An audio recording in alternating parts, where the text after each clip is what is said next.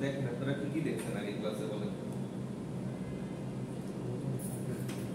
Power system stability দেখছেন না? তো পাওয়ার সিস্টেম স্টেবিলিটির মধ্যে আমরা কি দেখছিলাম বলেন তো? যদি একটু ফলো আপ করে আছে মেবি এখানে। হ্যাঁ আছে।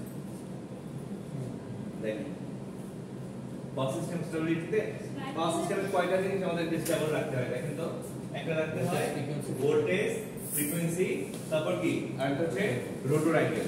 তো এই তিনটা জিনিস স্টেবল রাখতে হয় কিসের জন্য? মানে কন্টিনিউয়াস যেন আমার ওই কি বলে যে ইলেকট্রিসিটি যে সাপ্লাইটা এটা যেন কন্টিনিউয়াস থাকে আর একটা অপটিমাম লেভেলে থাকে। শুধু কন্টিনিউয়াস থাকলে হবে না, এই যে কি বলে এই যে ভোল্টেজ, ফ্রিকোয়েন্সি আর রোটর অ্যাঙ্গেল এই যে টার্মগুলো আছে এই টার্মগুলোকে একটা অপটিমাম লেভেলে ফিক্সড রাখতে হবে। ফ্লাকচুয়েট করতে পারে, কারণ ফ্লাকচুয়েট করবে এটাই স্বাভাবিক, কারণ আমাদের লোডগুলো হচ্ছে সব সময় ফ্লাকচুয়েট করে, লোড কখনোই সেম থাকে না। আমরা একটা ইকুইপমেন্ট অফ করি অন করি সব সময়, যার জন্য কিন্তু ফ্লাকচুয়েশন হয়। কিন্তু ফ্লাকচুয়েশন লেভেলটা অবশ্যই আপনাকে এই যে ভোল্টেজ বলেন, ফ্রিকোয়েন্সি বলেন, রোটর অ্যাঙ্গেল বলেন একটা লেভেলের মধ্যে থাকতে হবে বা একটা নির্দিষ্ট ইন্টারভালে থাকতে হবে। ইন্টারভালটা কি রকম? ভোল্টেজটা হচ্ছে +-5 ভোল্ট, ফ্রিকোয়েন্সি হচ্ছে আপনার +-1% আর রোটর অ্যাঙ্গেল হচ্ছে ডেল্টা, অবশ্যই ডেল্টা ম্যাক্স এর বেশি হওয়া যাবে না ডেল্টাটা, তাই না? ডেল্টা ম্যাক্স থেকে কম হইতে হবে। আর ডেল্টা এগুলো আপনাদেরকে গত ক্লাসে ডিসক্রাইব করে দিছি। তো তারপর দেখেন এর মধ্যে এই যে পাওয়ার সিস্টেম স্টেবিলিটি দেখেন অনেক রকম হইতে পারে, এটা আপনারা দেখছেন ক্লাসিফিকেশনটা। তো এই জায়গায় যদি আমরা দেখি যে রোটর অ্যাঙ্গেল বলতে কি আমাদেরকে অবশ্যই যে দেখাইছিলাম যে লোড যদি হঠাৎ করে বেড়ে যায় তাহলে রোটর অ্যাঙ্গেল তার অপটিমাম লেভেল থেকে রোটরটা একটা নির্দিষ্ট অ্যাঙ্গেলে হেলে যায় বা সরে যায়। তখন এটা কি হয়? ডেল্টা একটা অ্যাঙ্গেল ক্রিয়েট হয়। এটা অবশ্যই ততখানি হইতে পারবে যার বেশি হইলে এই যে এই ভ্যালুগুলো ক্রস করবে, বুঝছেন? ওই পর্যন্তই হইতে পারবে। তো দেখেন তারপর রোটর অ্যাঙ্গেল একটা, আর হচ্ছে ফ্রিকোয়েন্সিটা আপনাকে স্টেবল রাখতে হবে, আর এটা কি স্টেবল রাখতে হবে? Power factor. আমরা দেখছি পাওয়ার ফ্যাক্টরটা যদি ডিফার করে তাহলে আমাদের কি হয়? সিস্টেমে ভোল্টেজ বেড়ে যায়, ভোল্টেজ কমে যায়, কারেন্ট বেড়ে যায়, এরকম একটা প্রবলেম হয়। তো পাওয়ার ফ্যাক্টরটা কিভাবে ইমপ্রুভ করা যায় এগুলো ম্যাথও আপনারা দেখছেন, ইভেন প্র্যাকটিক্যালি ল্যাবেও আপনারা করে দেখছেন, তাই না? যে একটা ইন্ডাকশন মোটরের পাওয়ার ফ্যাক্টরটা একটা অপটিমাম লেভেলে নিয়ে যেতে কি কি করতে হয় আপনারা কিন্তু করছেন। দেখছেন না পাওয়ার ফ্যাক্টর বেড়ে গেছে। পাওয়ার ফ্যাক্টর বাড়ার সময় কি হয়েছে? পাওয়ার ফ্যাক্টর বেড়ে গেছে বাট পাওয়ার সেম ছিল না, ওয়াট মিটারের রিডিং সেম ছিল, তো ভোল্টেজটা কি ছিল? ভোল্টেজটাও ফিক্সড ছিল, কারেন্টের ভ্যালুটা কি হইছে? অনেকটা কমে গেছে, তাই না? এটা স্যার ভেরি করছে। হ্যাঁ, কারেন্টের ভ্যালুটা ভ্যারি করছে, কারণ আপনারা কি অ্যাড করছিলেন? ক্যাপাসিটর ব্যাংক ইউজ করছিলেন, তাই না? ক্যাপাসিটর ব্যাংক ইউজ করে আপনারা পাওয়ার ফ্যাক্টর ইমপ্রুভ করছেন। তো দেখেন একটা কিন্তু সলিউশন আপনারা পেয়ে গেছেন মানে পাওয়ার সিস্টেমটা স্টেবল করার, যেটা হচ্ছে কি ওই পাওয়ার ফ্যাক্টরের জন্য যে ভেরিয়েশনটা হইতো সেটা কিন্তু স্টেবল করার একটা প্রসেস আপনারা দেখছেন এবং আপনারা ইন হ্যান্ড কিন্তু আপনারা করছেন, ঠিক আছে? তো তারপর যেটা সবচেয়ে সিভিয়ার প্রবলেম, পাওয়ার ফ্যাক্টরটা কি করে? পাওয়ারের কন্টিনিউটি থাকে কিন্তু ওই যে ভোল্টেজ ফ্লাকচুয়েট করে, কারেন্ট ফ্লো বাড়ায়, আর ফল্টটা যদি হয় তাহলে আপনার পাওয়ারটাই ডিসকানেক্ট হয়ে যাবে, তাই না? তো ফল্টটা হচ্ছে সবচেয়ে বেশি সিভিয়ার প্রবলেম পাওয়ার সিস্টেমে, আর এই ফল্টটা কিন্তু প্রতিনিয়তই হয়। তো দেখেন ফল্ট কি জিনিস? ফল্ট আমরা যেটা নরমাল সেন্সে বুঝি অ্যাজ এ ইলেকট্রিক্যাল ইঞ্জিনিয়ার, সেটা কি? ডিসকন্টিনিউটি অফ পাওয়ার বা ইলেকট্রিসিটি। তো সেম জিনিসই দেখেন এখানে একটু সুন্দর করে বলা আছে, in a power system A fault is any abnormal flow of electric current. Normal flow মানে অ্যাবনর্মাল ফ্লো। তারপর কি? among the different types of fault the three phase fault is the most severe and symmetrical fault that can occur. আচ্ছা, এই পাওয়ার সিস্টেমে দুই রকম হচ্ছে আপনার ফল্ট হয়। ফল্ট হচ্ছে দুই রকম, একটা হচ্ছে সিমেট্রিক্যাল, একটা হচ্ছে আনসিমেট্রিক্যাল। দেখেন fault two types.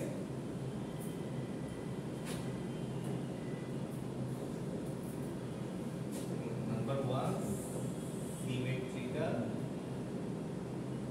and 2 unsymmetrical, ঠিক আছে? একটা হচ্ছে সিমেট্রিক্যাল ফল্ট আর একটা হচ্ছে আনসিমেট্রিক্যাল ফল্ট।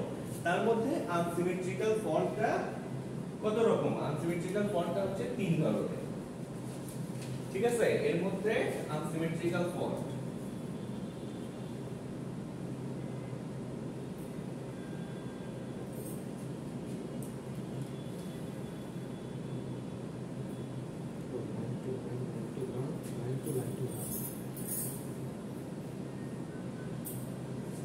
দেখেন এইরকম হচ্ছে আপনার ভেরিয়েশন আছে ফল্টে।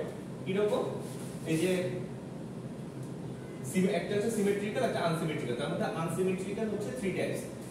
এই 3 টাইপস এর মধ্যে কি কি আছে দেখেন, লাইন টু লাইন, ঠিক আছে, তারপর কি আছে লাইন টু গ্রাউন্ড, তারপর লাইন টু গ্রাউন্ড।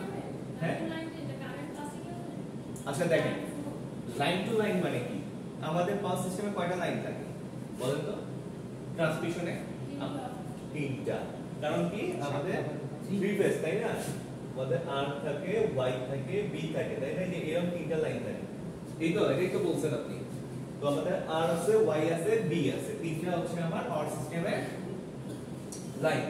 তো এই যে first one line to line, line to line মানে কি? আপনাদের শর্ট সার্কিট হয় না? শর্ট সার্কিট তো বুঝি আমরা, তাই না? কিভাবে শর্ট সার্কিট হয়? শর্ট সার্কিট মানে হচ্ছে কারেন্ট যে লাইনে পাস হওয়ার কথা ওইটা না হয়ে শর্টেস্ট একটা পাথ দিয়ে কারেন্টটা পাস হয়, যেটা আমাদের খুবই আনডিজায়ার্ড একটা ওয়ে। আমরা ওই ওয়ে দিয়ে কারেন্ট পাস হোক এটা আমরা চাই না, কিন্তু হয়ে গেলে সেটাতে আমরা কি বলি? Short circuit. তো দেখেন এই লাইন টু লাইন মানে হচ্ছে এইটার মধ্যেও ইলেকট্রিসিটি আছে, এটার মধ্যেও ইলেকট্রিসিটি আছে। কোনোভাবে যদি পাওয়ার এইটা থেকে এইটাতে পাস হয়, তখন কি হবে? তখন দুইটাই তো আমার লাইন, তো লাইনে দুটো হচ্ছে শর্ট হয়ে যাবে, কারেন্ট শর্টেস্ট ওয়েতে ফলো করবে। তারপর কি হবে? এই দুইটা যদি আপনার একসাথে হয় তাহলে কিন্তু একটা ফল্ট জেনারেট হবে, কারেন্ট আনডিজায়ার্ড ওয়েতে যাবে। তখন কি হবে? তখন হয়তো বা পাওয়ার সিস্টেমে বা হচ্ছে ট্রান্সমিশন লাইনে যেখানে যেখানে মাঝে মাঝে যেগুলো কি বলে ওই যে ফিউজ আছে বা সার্কিট ব্রেকার আছে, ওগুলো তখন কি করবে? ট্রিপ করবে। ট্রিপ করে আপনার হচ্ছে লাইনটাকে হয়তো কিছুক্ষণের জন্য কি করবে? একটা বিপদের হাত থেকে বাঁচাবে। বাট এটা এক ধরনের ফল্ট। আর এই যদি এই একটা লাইন থেকে আরেকটা লাইন অথবা এই লাইন থেকে এই লাইনে যদি আমার শর্ট হয় তাহলে আমি বলবো এটাকে লাইন টু লাইন। তারপর আছে line to ground. Line to ground মানে কি? লাইন টু গ্রাউন্ড মানে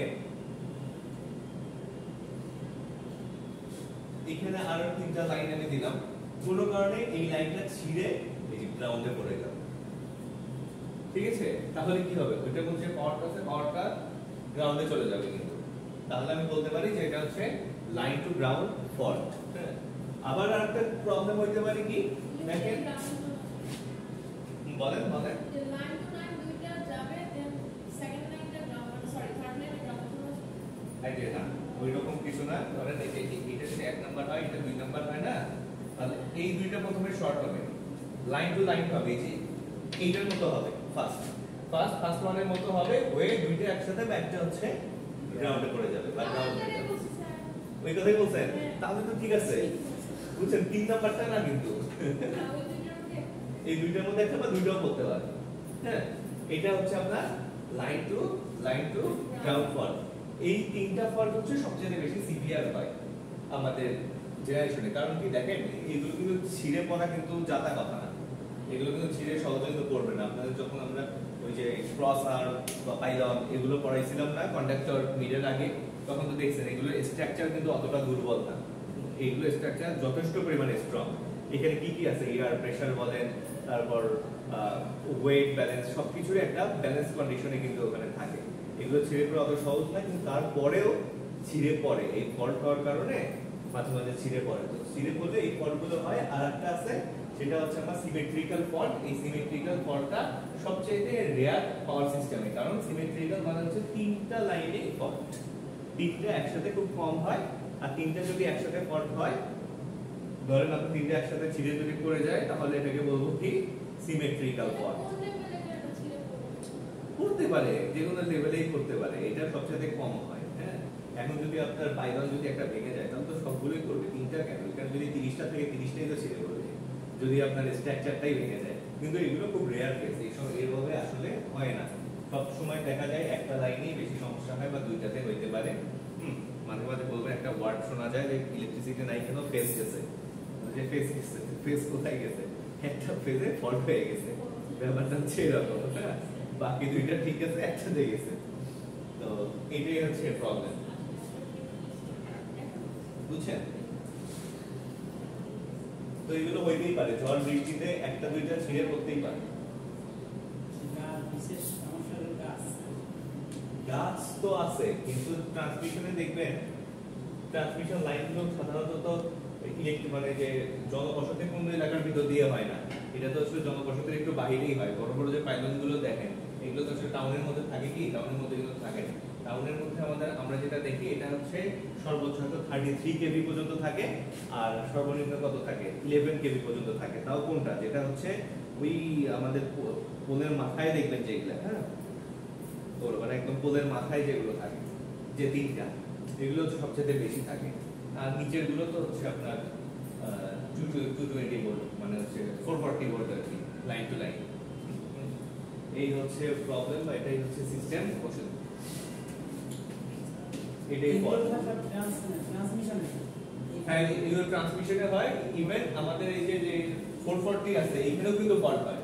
এখানে ফল্টগুলো কিরকম হয়, এখানে যখন যে বৃষ্টি হয় তখন দেখবেন মাঝে মাঝে বৃষ্টির সময় কিন্তু ইলেকট্রিসিটি থাকে না, হ্যাঁ তো আমরা ভাবি যে হয়তো বন্ধ করে দিছে বৃষ্টি দেখে ওরা সত্যি বন্ধ করে, কারণ হচ্ছে চান্স থাকে ফল্টের।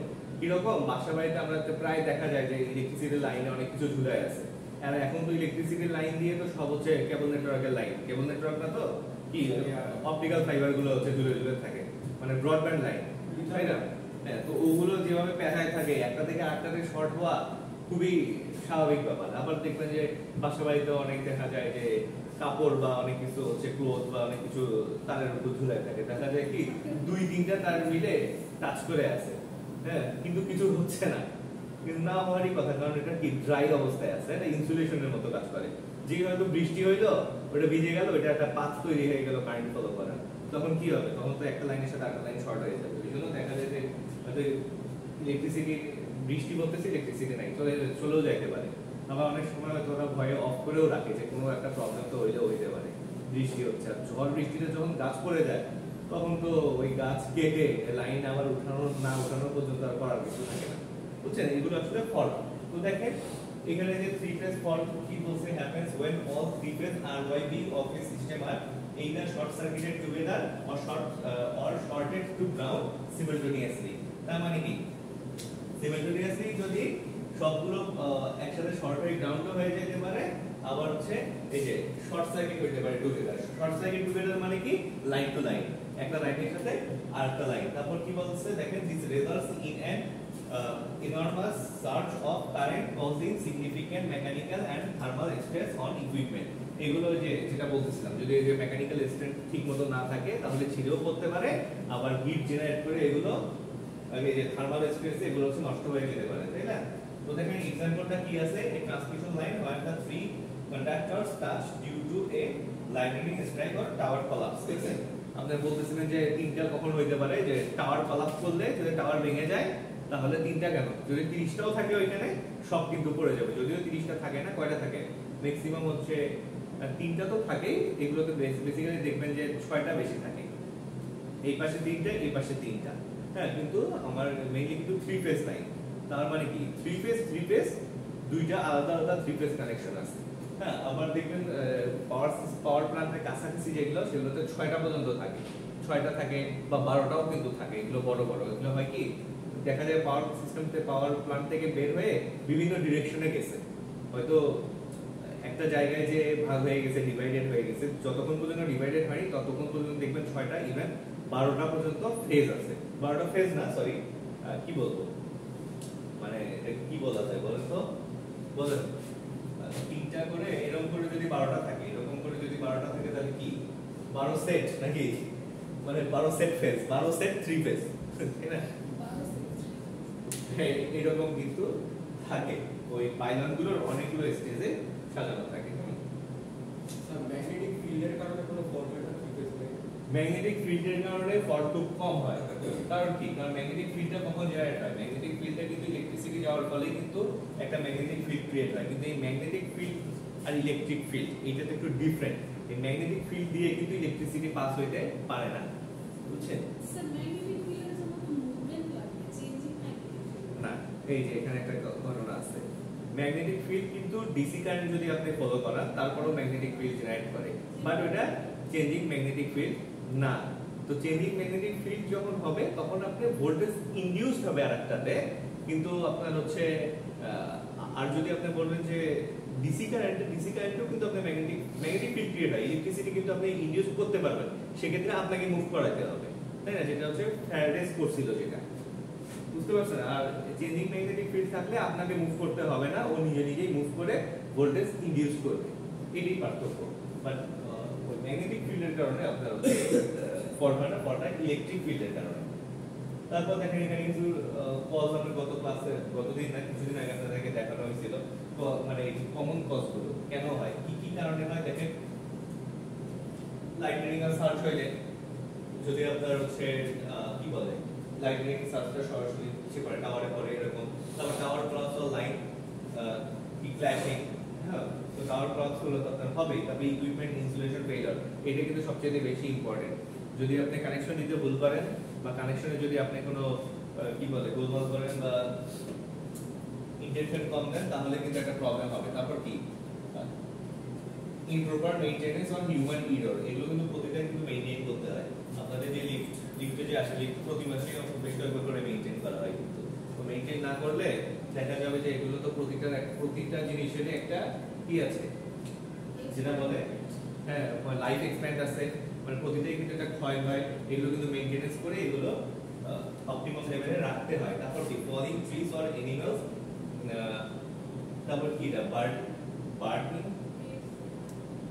breathings and all three phases, তারপর যে গাছ ট্রি ফলিং ট্রিজ, হ্যাঁ, তারপর আপনার হচ্ছে অ্যানিমাল বলতে কি যে যেগুলো আমাদের টাউনের ভিতর কাছাকাছি শহরের মধ্যে, এগুলোতে কিন্তু একটা প্রবলেম হয়, বার্ডের একটা প্রবলেম, বার্ড দিয়েও কিন্তু একটার সাথে একটা শর্ট হয়ে যায়, বুঝতে পারছেন? যে বিশেষ করে কি কোন বার্ড হয়, বাদুড়, ব্যাট, এই ব্যাট দিয়ে কিন্তু বেশি, কারণ কি ব্যাট হচ্ছে ঝুলে দেখা যায় একটা থেকে আরেকটাতে কানেক্টেড হয়ে যায়। যতক্ষণ পর্যন্ত একটাতে থাকে ততক্ষণ পর্যন্ত কিন্তু কিছু হয় না, যখন ওই যে একটাতে ঝুলে আর একটাতে কানেক্টেড হয়ে যায় তখন প্রবলেম হয়। বাঁধ তো হয়, কিন্তু বাঁধ তো অ্যাভেলেবেল না, তাই না? কত অ্যাভেলেবেল হইলে তো হয়ে যেত, বুঝছেন? এরকম অনেক প্রবলেম হয়। আপনাদের ওয়েদারের কন্ডিশন তো ভালো না, আপনাদের যে কালকে প্রোগ্রাম ছাদের উপর,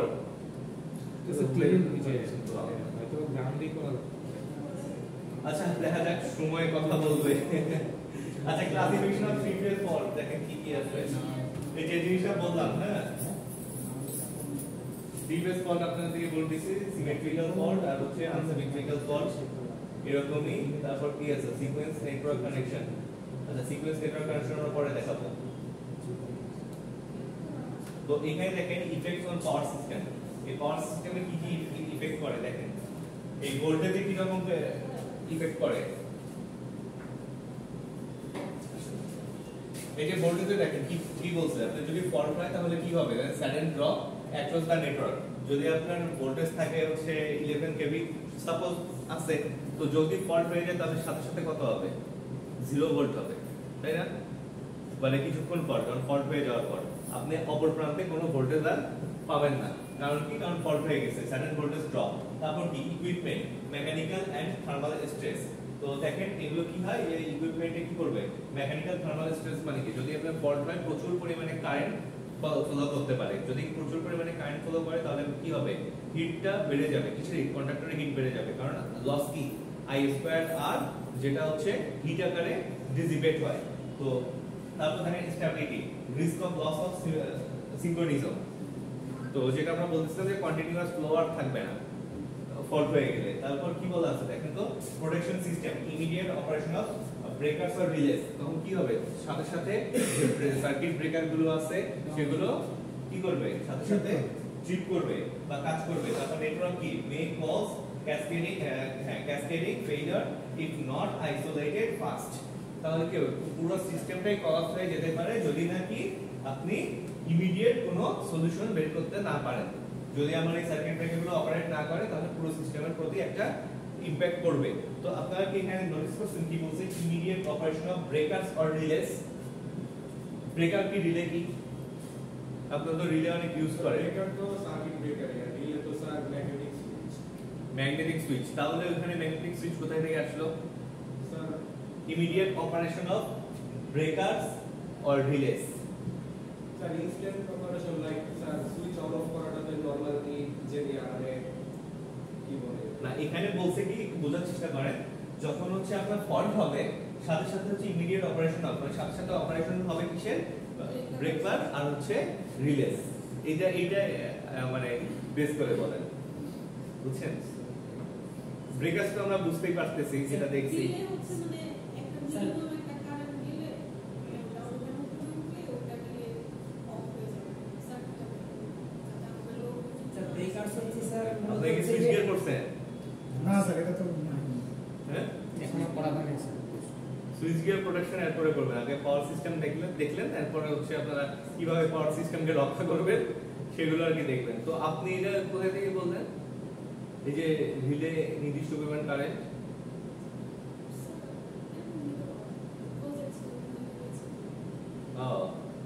আচ্ছা তো দেখেন এই যে আমাদের যে ব্রেকারস গুলো এই যে ব্রেকার গুলো আমরা যেগুলো ইউজ করি বাসায় মানে বাসায় কি আমরা আপনার ইউনিভার্সিটিতে যেগুলো ইউজ করতেছি এগুলো কি হিসেবে কাজ করে এগুলোর নাম কি বলেন কি বলে এটা শর্ট ফর্মে বলেন এগুলো ম্যাগনেটিক মানে কি বলেন এটা কি ম্যাগনেটিক হ্যাঁ ম্যাগনেটিক এমসিবি বলেন আর এটা কি এটা সার্কিট ব্রেকার এটা সার্কিট ব্রেকার আর এইটা হচ্ছে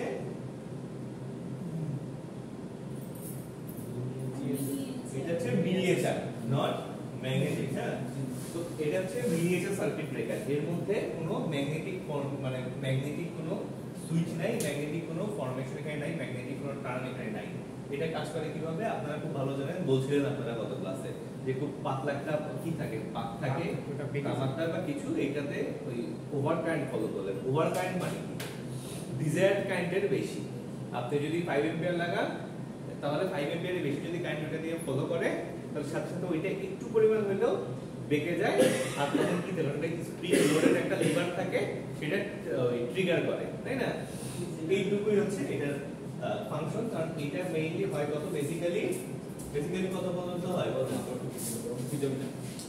বেসিক্যালি নরমালি 63 অ্যাম্পিয়ার পর্যন্ত এটা হয় এর বেশি যখন আপনারা যাবেন ধরেন আপনার পাওয়ার সিস্টেম এটা তো আমি আমার বাসায় লাগাচ্ছি বাসায় ইউজ করতেছি যদি যেটা 15-20টা কেন 200টা বাসার জন্য যেটা থাকে সেটাতে তো আর এটাতে কাজ হবে না তাই না তখন হচ্ছে বড় কিছু লাগাইতে হবে তো ধরেন আপনার বাসার সুইচটা আপনি কি করতেছেন আপনি হাত দিয়ে অন অফ করতেছেন তো ওই সুইচগুলো এত বড় ওগুলোতে হচ্ছে আপনাকে এত মোটা আপনার হচ্ছে পাত লাগাইতে হবে সেই পাত হয়তো বা কারেন্ট ফ্লো করলে বাঁচবেই না ঠিক আছে ওই সুইচগুলো যদি এইভাবে তৈরি করতে চান তো ওই পাওয়ার সিস্টেমের সুইচগুলোতে দেখা যায় কি ওই হাত দিয়ে অন অফ করার মতো একজন পার্সন দরকার যে কিনা ফল্ট হইলে সাথে সাথে অন অফ করে দিবে তো ওইখানে এখন পার্সন দিয়ে তো আর কাজ হবে না তাই না এখন অটোমেটিক কিছু হচ্ছে প্রয়োজন তো ওই অটোমেটিক পার্সনদের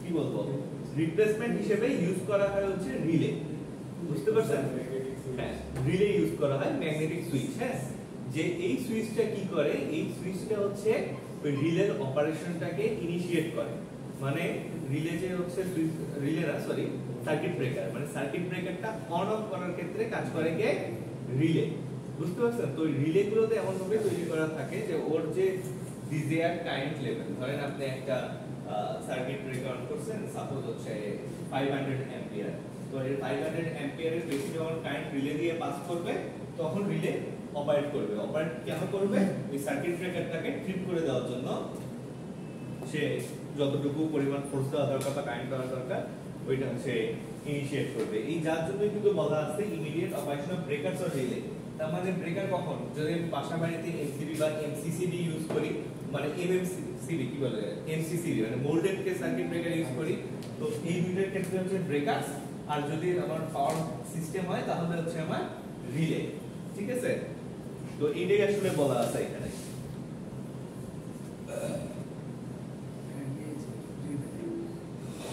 এইটা কি রিলে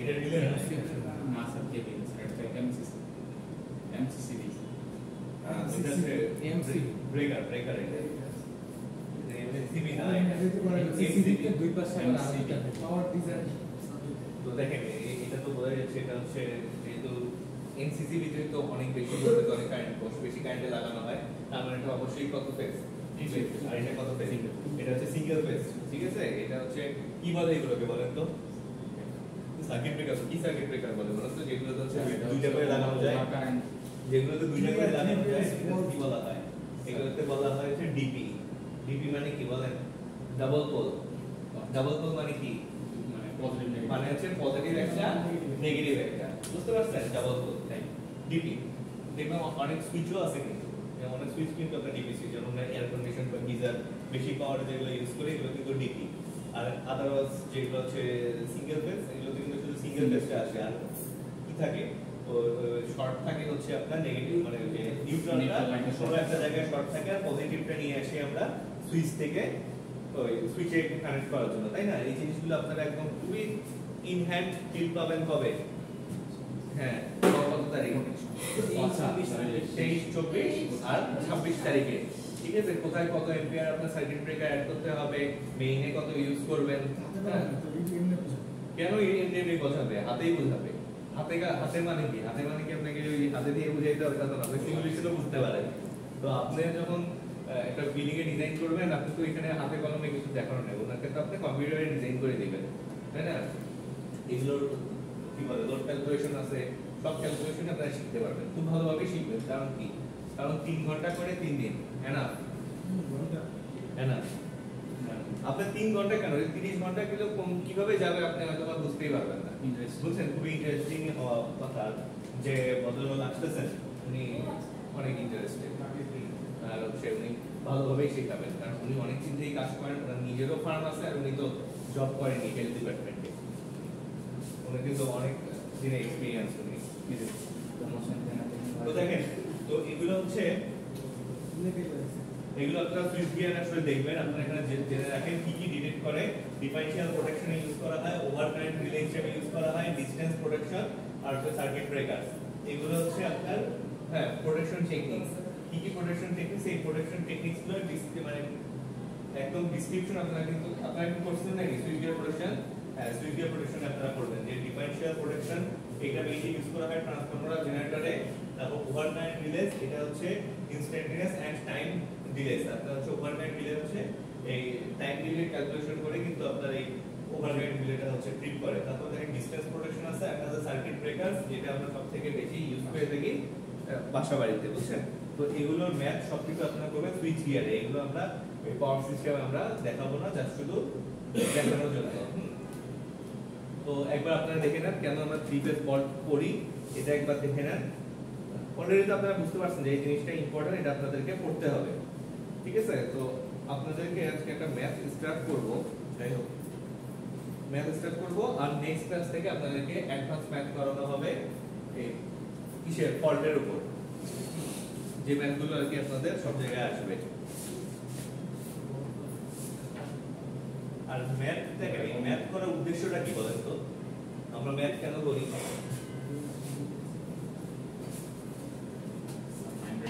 ম্যাথ কিন্তু করার উদ্দেশ্য কি ফার্স্ট উদ্দেশ্য হচ্ছে এক্সামে আসবে তাই না এক্সামে ভালো করতে পারবেন আর হচ্ছে ডাইরেক্ট মার্কস পাবেন এটা একটা আরেকটা কি সেকেন্ড কি যেমন দেখেন আপনার এসএসসি এইচএসসি এগুলো আমরা কেন দিই এই এসএসসি এইচএসসি না দিলে আমাদের কিন্তু এলিজিবিলিটি আসবে না কোথাও হচ্ছে টেস্ট দেওয়ার বা আপনারা যদি জবে যখন যাবেন আপনাদেরকে জানতে যাবে যে এসএসসি কি এইচএসসি কি এই জন্য ওই ম্যাথ করার উদ্দেশ্য কি সেটা বলেন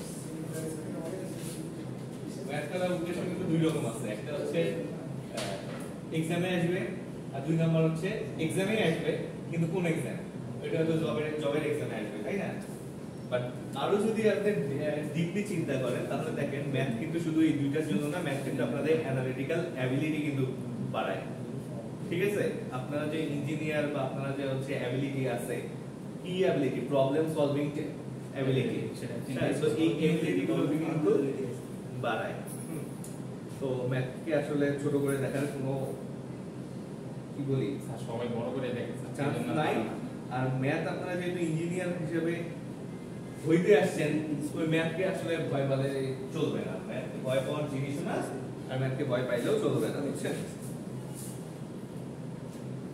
আচ্ছা তাহলে আপনারা একটা যেহেতু এটা পড়াটা আছে আমি একটা ম্যাথ পাইছি তো দেখি এটা আপনি একটা দেখেন এটা আপনারা লিখেন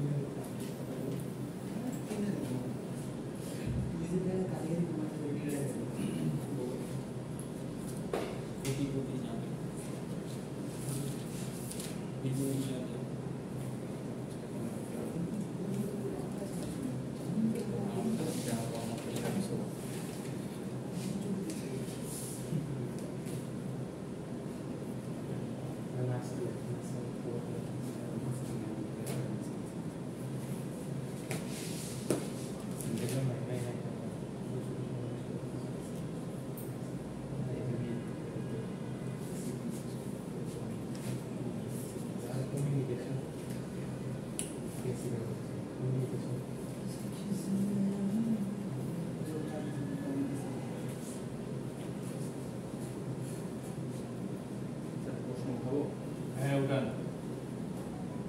পাইলাম একটা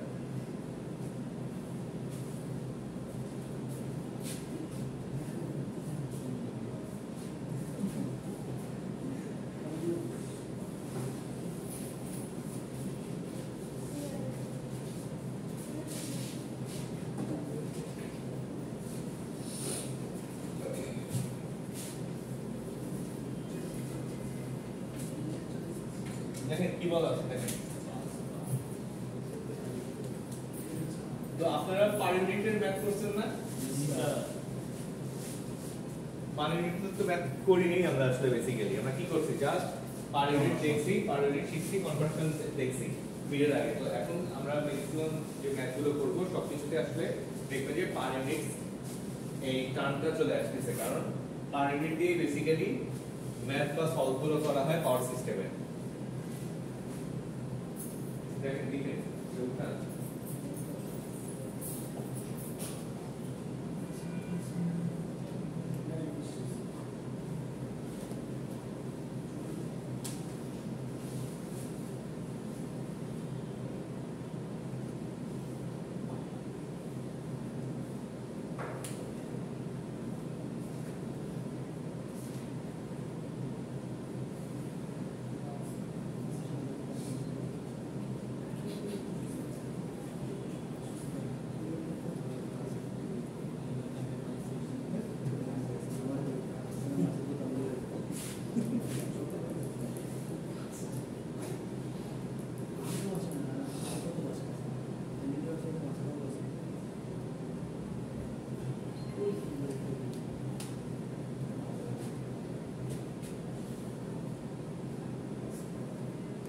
বুঝতে পারছেন এই বাস বার বুঝেন তো আপনারা তাই না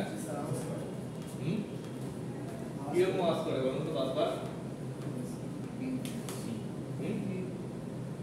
কি না এই বাস বার কি বলেন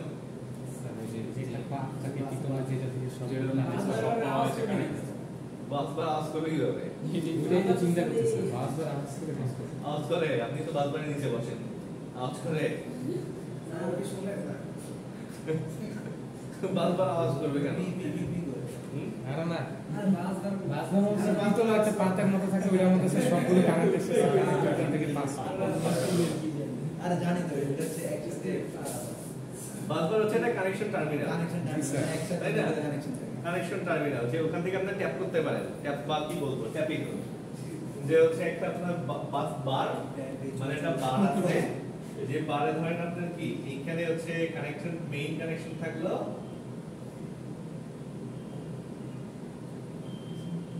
মেইন কানেকশন থাকলো এখন এখান থেকে আপনি এইগুলো থেকে কি করবেন এগুলো থেকে আপনি ট্যাপ করে করে এখান থেকে হচ্ছে আপনি সাপ্লাই নেবেন তাই না এটা হচ্ছে মেইন এখন এখান থেকে হচ্ছে আপনারা নেবেন এটা হচ্ছে বাস বার এখানে সাউন্ডের তো কিছু নাই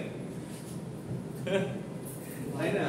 সুন্দর উদাহরণ হচ্ছে স্যার যে মাল্টিপ্লাই মাল্টিপ্লাইকে সাউন্ড হয় ওদেরটা হয় চু চু লুজ কানেকশন থাকে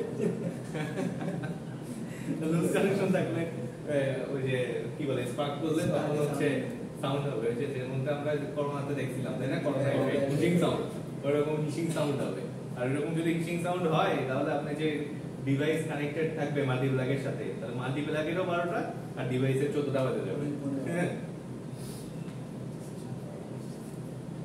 তো দেখেন এখানে কি বলা আছে এখানে বলা আছে একটা 20 MVA 11 kV 3 phase generator having reactance এই যে দেখেন রিঅ্যাকট্যান্স এটা কি এটা রিঅ্যাকট্যান্স কিসে হয় বেসিক্যালি ওহমে হয় তাই না তো এখানে 0.1 পার ইউনিট দেওয়া আছে এটা পার ইউনিটে কনভার্ট করে দেওয়া আছে তো পার ইউনিটে যখন এখানে কনভার্ট করে দেওয়া আছে তাহলে আমাদের আর কনভার্ট করে নেওয়ার প্রয়োজন নাই তো দেখেন তারপর কি বলা আছে ফিটস a 11 kV বাস বার তার মানে কি দেখেন এটা জেনারেট করছে 11 kV এবং জেনারেশনের পর একটা 11 kV বাস বারে কানেক্টেড আছে তারপর দেখেন find the fault current when a three phase short circuit fault occurs at the bus bar বলা আছে এই বাস বারেই একটা ফল্ট হয়েছে বা এখানে একটা শর্ট সার্কিট ক্রিয়েট হয়েছে তো আমাকে হচ্ছে ফল্ট কারেন্টটা বের করতে হবে এটা খুবই বেসিক একটা ম্যাথ এই ম্যাথটা আপনারা বুঝেন তাহলে পরের ম্যাথগুলোতে প্রবলেম কম হবে কারণ কি এখানে শুধুমাত্র একটা জেনারেটর আছে পরের ম্যাথে আপনাদের রিয়েল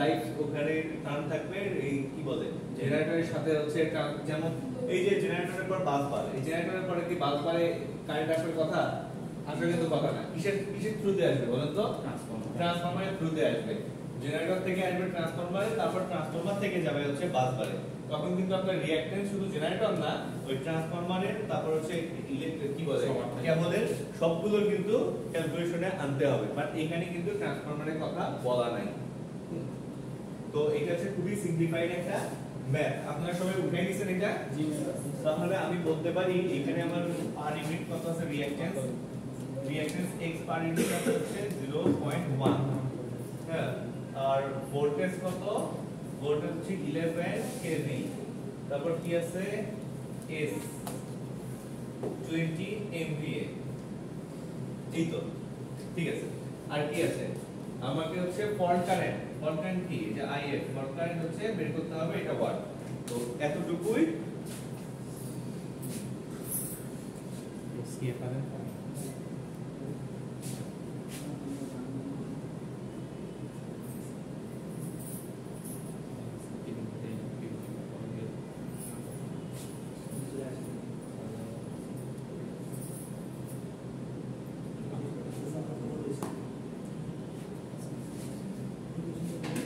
তো দেখেন আমাদের এখানে কি কি পাইছি কোন কি কি বলা ছিল আমাদের x পার ইউনিট বলা ছিল কত এই দেখেন x পার ইউনিট কত ছিল আমাদের 0.1 আর ভোল্টেজ ছিল 11 kV আর s কত ছিল 20 MVA s কি অ্যাপ্লাইড পাওয়ার ছিল 20 MVA আর i ফল্ট কারেন্ট কি ছিল ফল্ট কারেন্ট আমাদেরকে ফাইন্ড আউট করতে হবে বের করতে হবে তো দেখেন আমরা যে লটা জানি সেটা হচ্ছে যেহেতু আমার রিঅ্যাকট্যান্স দেওয়া আছে এটা ফল্ট কারেন্ট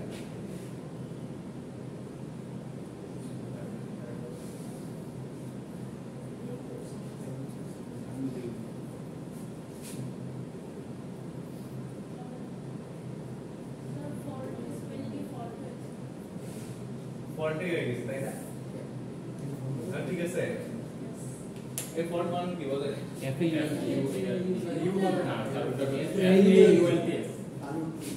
আর এই কোথায় কি হইছে ঠিক আছে ইংরেজি আসলে একটা ফালতু জিনিস আমরা স্প্যানিশে বাংলা কি করেছি ইংরেজি ভুল হলে কি বুঝ আর ইংরেজি তো সহজ বাংলায় যত আকার রুকার দুরুকার সবগুলো তো না ঋষিকার দীর্ঘিকার ওই কোনটা হবে দেখেন বাংলা বিসিএস তো কোশ্চেনই আসে যে কোনটা শুদ্ধ বানান দেখি তো সবই শুদ্ধ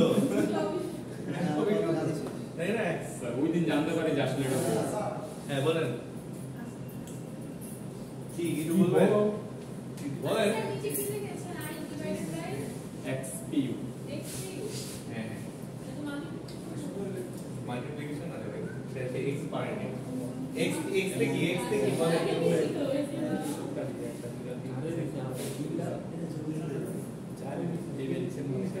ঠিক আছে এই x পার ইউনিট বা x কি x হচ্ছে রিঅ্যাকট্যান্স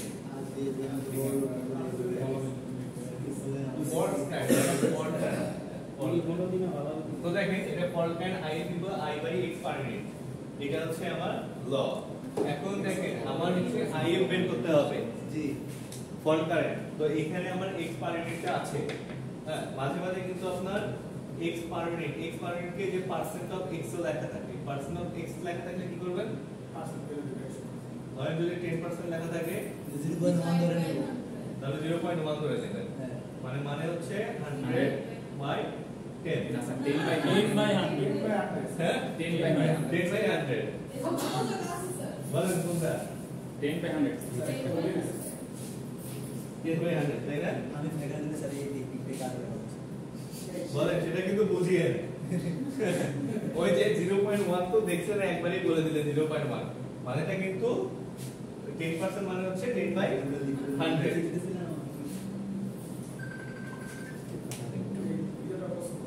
আসসালামু স্যার।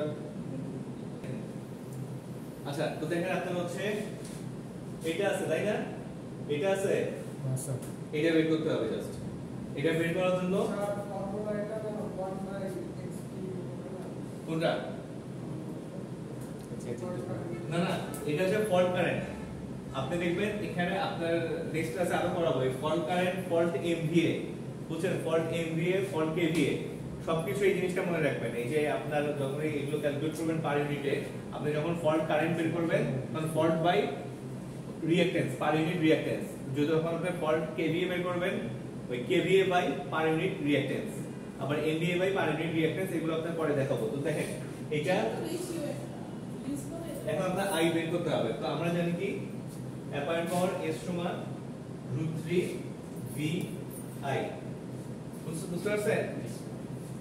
এটা আমরা জানি না, এটা 3 ফেজ জন্য √3 আর কি VI, ঠিক আছে? তো এখানে আমি হচ্ছে I টা বের করব। I ইকুয়াল কত হবে, এটা S by √3 V equal S কত, S হচ্ছে আমার ছিল 20 into 10 to the power 6, আর এখানে ছিল √3 into 11 3। আচ্ছা দেখেন এই জিনিসগুলো কিন্তু ভেঙে ভেঙে করার চেষ্টা করবেন, যে 10 এর উপর 3, এটাতে 3 করলাম, এটাতে বাদ দিলাম, এগুলো কিন্তু এভাবে না করাই বেটার। মানে আপনারা বলতে পারেন আমি ভুল করি, যার জন্য আমি এভাবে করি, বুঝতে পারছেন? 1049.73, এটা কত, এটা তো অ্যাম্পিয়ার তাই না? তাহলে কি কি বের করলাম, এটা হচ্ছে আমার লাইন কারেন্ট, এটা আমার লাইন কারেন্ট বের হইলো। এখন হচ্ছে ফল্ট কারেন্ট বের করতে হবে, বুঝতে পারছেন? এখন ফল্ট কারেন্ট কত,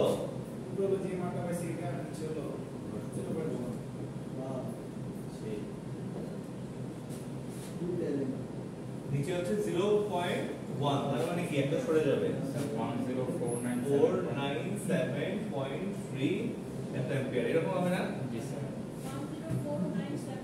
তার মানে একটা এটা দিলে এই পাশে আসলে একটা শিফট হবে তাই না, কি বলে এটা দশমিক একটা বার শিফট করবে।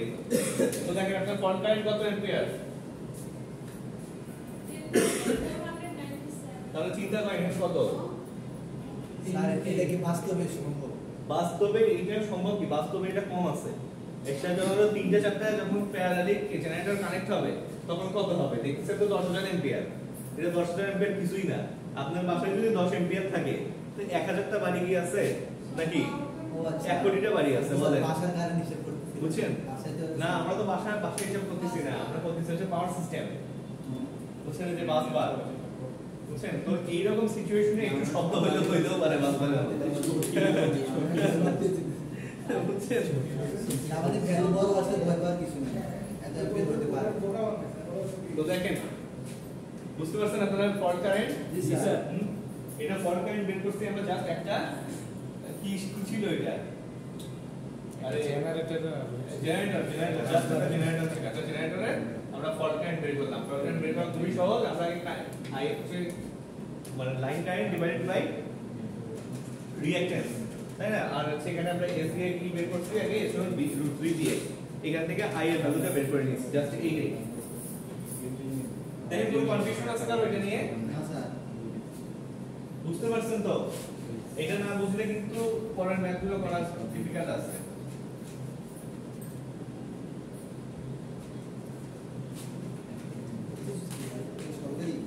আর এই ম্যাথগুলো কিন্তু বেসিক্যালি আপনাদের ফিগার দিয়ে আসবে।